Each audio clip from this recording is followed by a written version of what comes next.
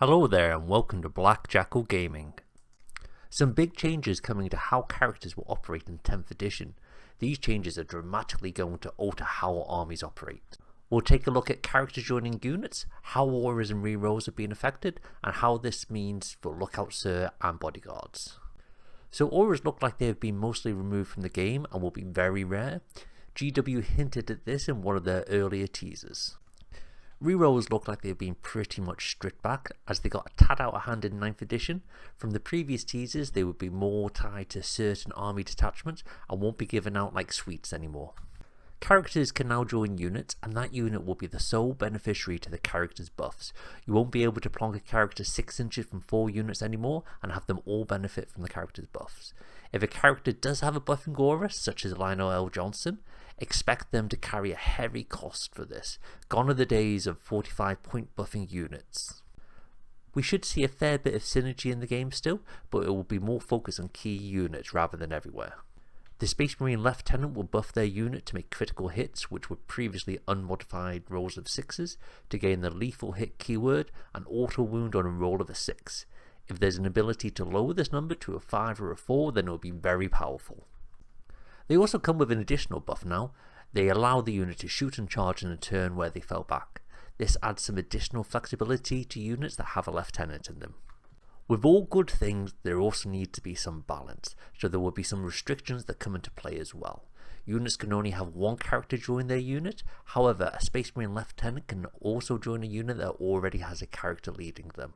This will add some crazy power to certain units.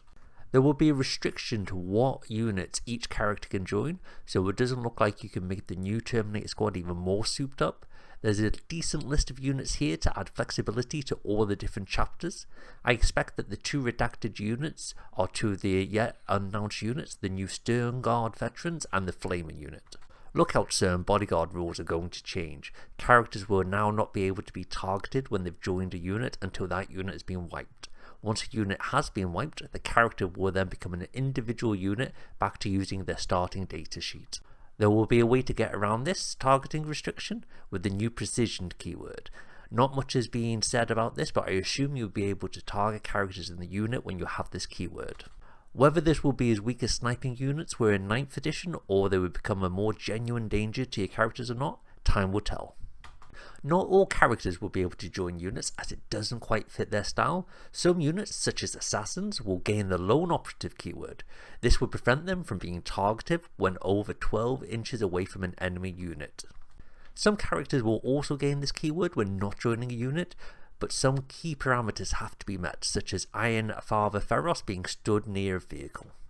So I think these changes have some real benefits and are a throwback to previous versions of the game. There will be less time spent trying to measure out and make sure the maximum units are within your overlapping auras, with focus now on more direct buffs on key units.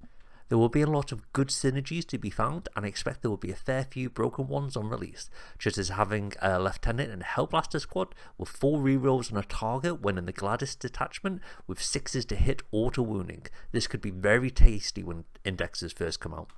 Lookout Sir and Bodyguard was quite fiddly in 9th and had multiple FAQs released and changes to how they were worded and how the rules actually operated.